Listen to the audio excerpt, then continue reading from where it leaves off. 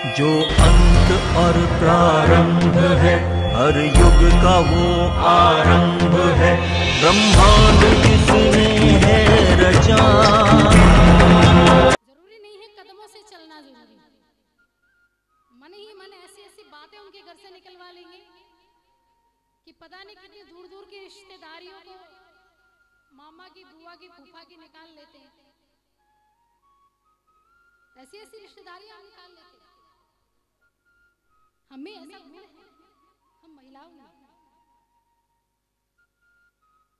उसी प्रकार जिस प्रकार आप में ये गुण दिया गया है, चाहे पुरुष हो चाहे स्त्री हो, कि सामने वाले के आप विचारों को सुन सकते हैं, उनके बारे में जान सकते हैं। उसी प्रकार जब आप श्रीमद् भागवत के सामने बैठे, तब उनसे भी अपने आचार विचार को समाहित कीजिए। आप उनके विषय में जानिए कि जो सामने रखा है ये है क्या, इससे हमारा संबंध क्या है। कथाओं का कभी शरीर से संबंध मत लगा के चलिए। जब भी आप कथा में, भले ही आप शरीर से बैठते हैं, लेकिन उसमें मन का होना आवश्यक है। और सच मानिए, हम वो प्राणी हैं जिसको सुनने की क्षमता भी है, ग्रहण करने की क्षमता भी है, देखने की क्षमता भी है। अब आप कहेंगे कि पशु भी देख सकते हैं, पशु भी सुन सकते हैं, लेकिन ग्रहण नहीं कर सकते। जो आप अच्छी बातें, जो आप कर्म करते हैं, जो अपने जीवन में आप जो जीवन जीते हैं, वो केवल और केवल एक मनुष्य योनि ही है जो हर प्रकार का कार्य कर सकती है। खाना पीना, सोना, बच्चे पैदा करना, वो पशु भी करते हैं। लेकिन हमें ऐसी क्या विशेषता है? विशेषता ये है कि हम अपने कर्मों को अपने हाथों से सुधार सकते हैं, पशु नहीं सुधार सकते। और आप क्या सोचते हैं कि मरने के बाद चलो देखेंगे क्या होगा क्या नहीं, वो मरने के बाद देखेंगे, क्योंकि आप जीवित हैं इसलिए आपको लगता है।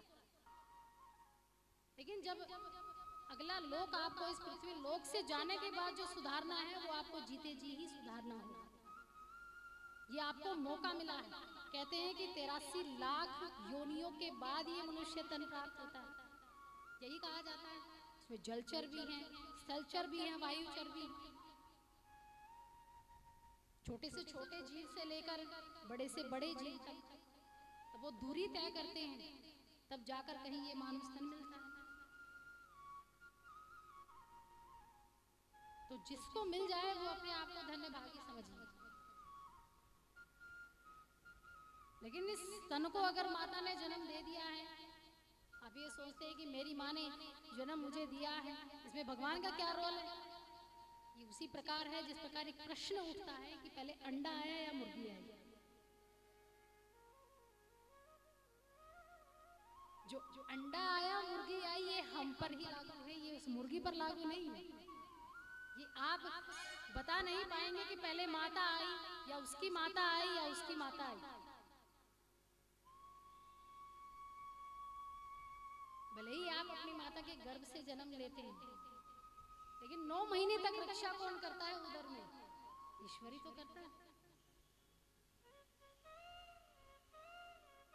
वास्तविक संबंध किसी का रिश्ता है तो केवल और केवल उस परमात्मा से। हम पूरा जीवन रिश्तेदारों को मनाने में लगा देते हैं। अगर राजस्थानी मारवाड़ी हो तो आप 70 साल तक आप रिश्तेदारों के ही, आज फलाना मर गया है उसकी 13वीं पर जाना है, आज फलाना हॉस्पिटल में है, आज वहां जाना है। आप अपने आप से सोच के देखिए कि आपके पास केवल 24 घंटे होते हैं। 24 घंटे में आप कितना समय मंदिर में दे पाते हैं? 5 से 7 मिनट, 10 मिनट मैक्सिमम, इतना ही दे पाते हैं।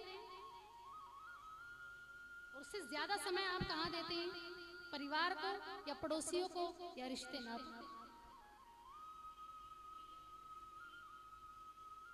लेकिन जिससे हमें जुड़ना, जो जीवन का बाहरी रूप है, उससे हम जुड़ने की कभी कोशिश नहीं की। एक व्यक्ति की 4 पत्नियां थी। कितनी थी? 4। वो व्यक्ति सबसे छोटी पत्नी से सबसे ज्यादा प्रेम करता। जो चौथी पत्नी थी, जो छोटी पत्नी थी, उससे बड़ा प्रेम करता। सारा दिन उसके साथ रहता, बैठता, बतियाता, उसी के प्रेम में मगन।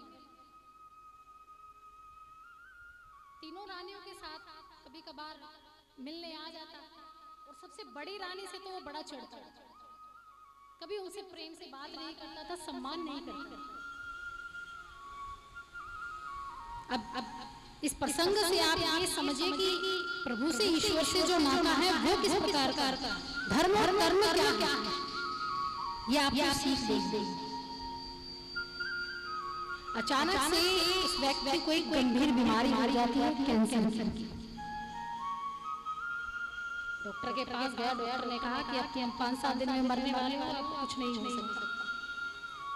जो करना है अभी कर लो, 5-7 दिन में किसी से मिलना है, मिलाना है, लेना देना है, जो भी कुछ करना है 7 दिन में कर लो, उसके बाद तुम मरने वाले हो। व्यक्ति को बड़ा अजीब लगा कि 7 दिन में मरने वाला। अब जिससे ज्यादा हम प्रेम करते हैं तो सबसे पहले उसके पास दौड़ कर जाएंगे। वो व्यक्ति छोटी रानी के पास दौड़ कर गया। छोटी रानी ने कहा कि देखो मैं मरने वाला हूँ, 5-7 दिन में मर जाऊंगा, तो मैं तो तुमसे बड़ा प्रेम करता हूँ, तो तुम मेरे साथ चलो। तुम मुझसे सबसे ज्यादा प्रेम करती हो ना, तो वहां भी हम दोनों मिल कर प्रेम की बातें करेंगे, बैठेंगे, बतियाएंगे, तो तुम मेरे साथ चलो। छोटी रानी ने कहा कि मैं तुम्हारे साथ नहीं चल सकती, मरना है तो तुम मरो, मैं क्यों तुम्हारे साथ मरूं।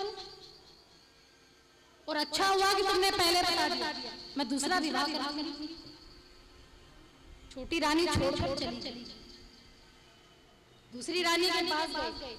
दूसरी रानी ने कहा कि चलो तुम मेरे साथ चलो। उसने तो मना कर दिया, कम से कम तुम तो मेरे साथ चलो। उसने कहा चलो, लेकिन घर के द्वार तक, घर के द्वार तक चलूंगी, उसके बाद आपका साथ छोड़ दूंगी। फिर तीसरी रानी के पास गई। तीसरी रानी को भी यही प्रश्न किया कि तुम मेरे साथ चलो, मैं अकेला रह जाऊंगा। उसने कहा चलूंगी, जरूर चलूंगी, लेकिन शमशान तक। आपके साथ दूरी तय करूंगी तो केवल शमशान तक, उससे आगे मैं आपके साथ नहीं चल सकती। अब गई सबसे बड़ी पत्नी के पास, ना जिसका आदर किया, ना सम्मान किया, जिसको कभी पूछा नहीं, उसके पास उसको कहा कि तीनों रानियों ने मना कर दिया, अब मेरे साथ कौन चलेगा, तुम मेरे साथ चलो। उसने कहा हाँ चलो, तुम जहां कहोगे वहां चलो, और हर वक्त तुम्हारे साथ रहो। अब इसका सार समझिए, अर्थ समझिए कि मनुष्य की 4 पत्नियां कौन सी, हमारी 4 पत्नियां कौन सी होती हैं, हमारे 4 मित्र कौन से होते हैं। सबसे छोटी रानी धन। जब तक आप जीवित हैं और आप सबसे ज्यादा प्रेम भी उसी से करते हैं, बच्चे से लेकर बुढ़ापे तक। देखिए धन कमाना और संग्रह करना कोई गलत नहीं है, बुरा नहीं है, ये गलत राह नहीं है। अगर जन्म दिया है तो खाना पीना भी चाहिए, कमाना भी चाहिए, लेकिन जरूरत से ज्यादा संग्रह होना या उसमें आसक्ति लगा देना या उस लक्ष्मी का मालिक बन बैठना, वो गलत है। और लक्ष्मी जी किसकी है? लक्ष्मी जी किसकी? नारायण की। अगर लक्ष्मी जी को आपने तिजोरी में बंद कर दिया तो नारायण आपसे नाराज हो जाएंगे, क्योंकि लक्ष्मी तिजोरी में नहीं रह सकती। वो इतना आपके घर विचरण कर सकती है कि आपको अन्न दे, धन दे और वस्त्र दे। लक्ष्मी की आरती में भी विशेष रूप से शब्द आते हैं कि अन्न, धन और वस्त्र जहां है वहीं लक्ष्मी का निवास है। अब धन का मतलब भी वो गांधी वाले नोट नहीं। अब तो गांधी जी कम हो गई, उनकी मूर्ति गायब। तो गांधी वाले नोटों को मत समझिए। धन केवल पैसे नहीं होते।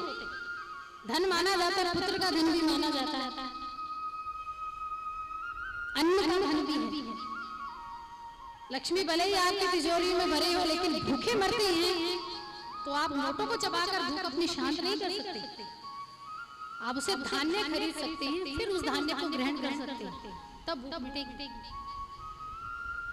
लेकिन लक्ष्मी को इतना सहेजिए, इतना अपने पास रखिए जितनी आपकी जरूरत है। लेकिन हमारा सबसे ज्यादा मोह उसी पर टिका होता है। तो छोटी पत्नी ये धन है, दूसरी पत्नी जिसको कहा था कि तुम मेरे साथ चलो, उसने कहा कि मैं द्वार तक चलूंगी बस। ये वो पत्नी है जिससे आप विवाह करते हैं। यानी कोई पुरुष कोई स्त्री से विवाह करता है, कोई स्त्री जब पुरुष से विवाह करती, जब ये देह मृत हो जाती है तो नारी को ये कहा जाता है कि आप दरवाजे तक ही चिता जो अर्थी है उसके साथ जा सकते हैं। आगे तक जाने की स्त्री को अनुमति नहीं होती। शमशान तक भी स्त्री नहीं जाती। क्यों नहीं जाती शमशान में?